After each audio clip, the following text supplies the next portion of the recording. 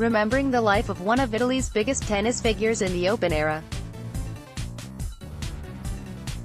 Cino Marchese standing next to Ubitennis founder Ubaldo Scanagatta on Sunday. Italy lost one of their most prestigious figures in the world of tennis as the likes of Rafael Nadal paid their respects. Cino Marchese passed away at the age of 81 whilst watching a Formula One race on TV. A talent scout, marketer and tournament director, he established himself as a highly respected figure in the sport. During the 1980s, Marchese helped revive the Italian Open. As tournament director, he created the VIP village in Rome and was known fondly as the mayor of it. According to the ATP, he generated $500,000 in revenue for the Italian Open in 1982 after selling 3 hospitality tents for $5,000 each, which hosted up to 3,000 people. Shocked to hear of Cino Marchese's death, the white-haired giant saved the Italian Open by turning the Foro Italico into a place of joy. His hospitality. It was also best not to be in the kitchen with him when he was making spaghetti. Rip Richard Ingham Evans, at Ringham7, the 18th of March 2019. Marchese also served as the tournament chief of ATP events in Milan and Palermo, overseeing the Milan tie-break shootout events, which was attended by some of the biggest names of the sport, including Yannick Noah, Andre Agassi, Ivan Lendl and Sergi Bruguera in the 1991 edition. Bruguera won the tournament and $200,000 in prize money. For the inaugural edition of the Palmero Open in 1979, he managed to get Bjorn Borg to participate. In those days, friendship was worth more than 1,000 contracts. And I was a friend of his. For the first edition I asked him to be there. He once told website Palermo Today about Bjorg's appearance. You meet people along the way that make an impression. Cino Marchese was one of those. Old school IMG manager, promoter, personality, a real tennis man. His clients also included 3-time Olympic skiing champion Alberto Tomba and Italian football star Roberto Baggio. Nicknamed the Silver Fox due to the white silver hair he had since his 30s, he is remembered for cooking pasta during some of his tournaments and then inviting all the players for a meal. Another role Marchese held was the head of Italian operations for the International Management Group, IMG, for more than 25 years. A position that involving sports such as skiing, tennis, football and basketball. He also organized the 1985 FIS Alpine World Ski Championships in Bormio. Marchese's funeral takes place today, Wednesday. He is survived by his wife, Gabriella. A closer look at the odds in the men's draw at this year's Miami Open. U.S. dominated last year's proceedings in Southern Florida by running away with every single title on offer. Men's and women's singles, as well as the men's doubles and half of the women's doubles team all claimed standout victories in last year's 2018 Miami Open. According to the bookmakers, playing on home soil won't make one bit of difference this time round. The odds are backing Novak Djokovic and Roger Federer as standout favorites to take home this year's 2019 Miami Open men's singles title. Novak Djokovic has been altogether dominant since winning his first title in the competition back in 2007. This year's #1 seed has won an incredible 6 titles since that first taste of victory in Miami 12 years ago. Last year's tournament was a disappointing affair for the Serbian Grand Slam master, who was promptly dumped out by Frenchman Benoit Paire in the second round. The bookmakers have got Djokovic as standout favorite at 11/8 to bounce back and claim his 7th title in Miami this March. Another outright favorite is Roger Federer, who also had a disappointing tournament last year. Sharing a similar experience to arch-rival Djokovic, the Swiss crashed out in the second round. Federer will be looking to bounce back from a recent defeat in the final at Indian Wells to get back to winning ways.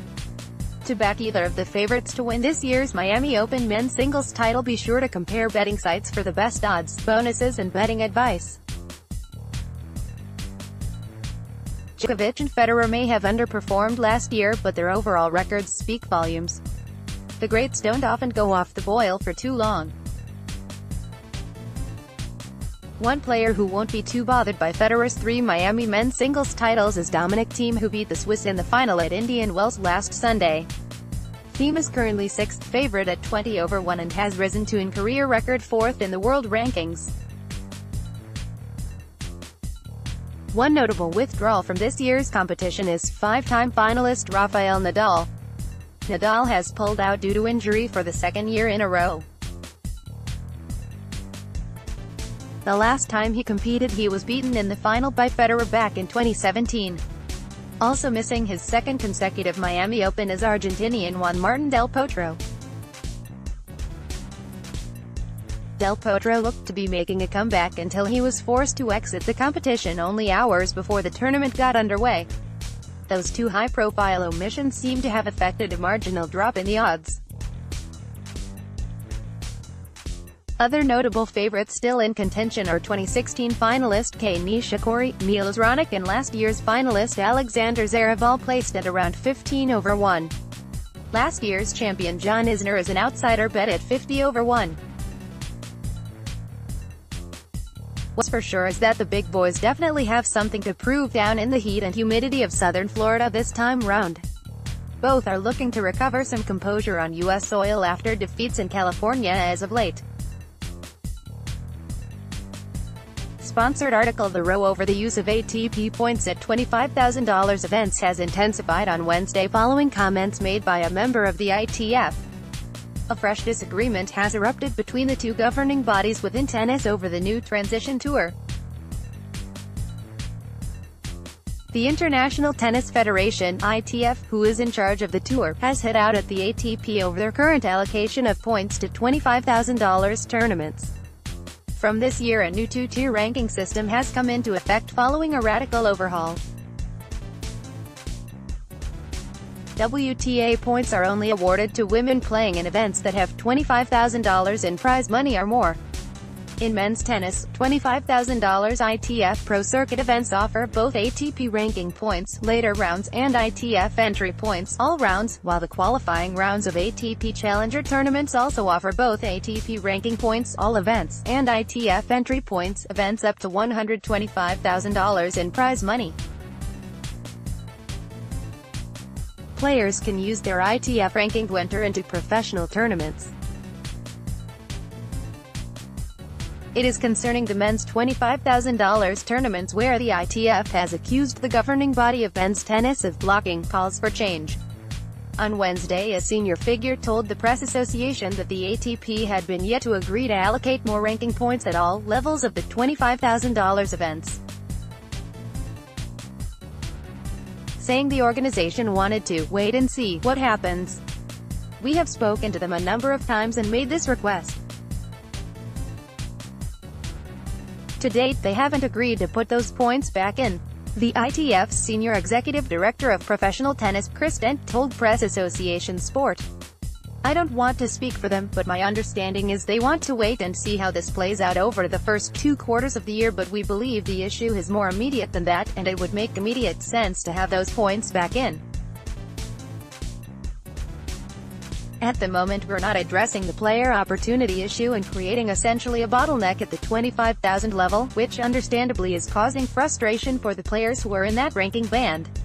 In the wake of Dent's comments, the ATP has issued a statement saying that they are engaged in ongoing conversations about the situation, contradicting the claims and paving way for a blame game between the two. Regarding the allocation of ATP ranking points at the $25,000 ITF events, the ATP has already raised this with the ITF as a matter which required further assessment in order to ensure that the pathway into the ATP Challenger Tour and beyond is working effectively. The statement reads, "Those conversations are well underway, which makes the statement from the ITF surprising, and we look forward to reaching an agreement on this as soon as possible." The transition tour was created with the goal of creating a fairer and more viable system for professional players to earn a living, whilst reducing the overall number of players on the tour. However, many have blasted the reforms, and the ITF has announced a series of changes following the fallout. These include increasing the size of the qualifying draws and the number of junior exempts allowed to participate. Player criticism coming fast and thick, ITF announces these 8 adjustments to the new ITF World Tour. Pic.twitter.com/uvax9eoik, Ben Rothenberg, @Ben March 20, 2019. On the same day as the announcement, Dirk Hortoff has confirmed that ITF chief David Haggerty has agreed to next steps in adjusting the tour. Hortoff is the vice president of the German Tennis Federation and has been a vocal critic of the reforms. Spoke today ITF President Dave Haggerty, who confirmed the board decisions. You can see on the Today ITF press release. A big important step in the right direction. He wrote in a Facebook post. We both agreed that next steps have to follow. Especially the grant of WTA and ATP points in all professional tournaments and more tournaments organized by the nations. It is unclear as to what these next steps will be and when they will occur. Unseeded team Elise Mertens and Aryna Sabalenka had to dig deep to beat Gabriela Dabrowski and Xu Yifan 6-2, 7-6, 7-5. Mertens and Sabalenka built up a 6-2, 5-2 lead, but Dabrowski and Yifan won 3 consecutive games thanks to a break back in the 9th game to draw level to 5-5. Mertens and Sabalenka took the 7-5 edge in the tie-break. 2 days ago, I lost my singles match and then I went to play doubles and we won that match. For me, that's the best recovery. It's always nice to play doubles and stay in a tournament, especially in this tennis paradise. It's cool to be here. It does not matter singles or doubles, said Sabalenka. The Belgian and Belarusian teams set up a doubles final against reigning Roland Garros and Wimbledon doubles champions Barbara Krejcikova and Katerina Siniakova, who battled past Chan Haoqing and Letitia Chan 5-7, 7-6, 7-5, 10-6 after saving match points in a hard-fought second set. Mertens and Sabalenka will be looking to take a rematch against Siniakova and Krejcikova, who came back from one set down to win 2-6, 6-2, 6-3 of the Australian Open third-round match.